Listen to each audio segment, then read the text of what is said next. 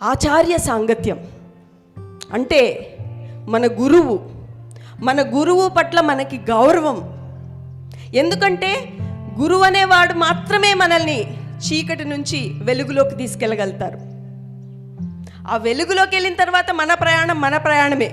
కానీ మన అజ్ఞానాన్ని నుంచి మన బయటికి తీసుకొచ్చేవాడే గురువు.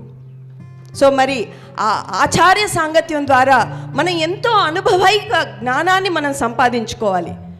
ఈ కాలంలో చాలామంది అంటారు, ఎందుకండి గురువు, పుస్తకాల నుంచి అంతా నేర్చుకోవచ్చు కదా, ఇంటర్నెట్లో అంతా ఉంది కదా.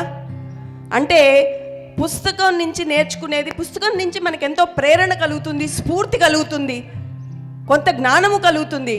కానీ అది కేవలం 50% మాత్రమే.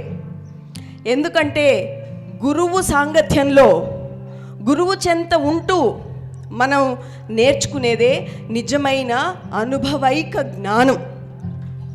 ఒక్కసారి గట్టిగా చప్పట్లు కొడదాం.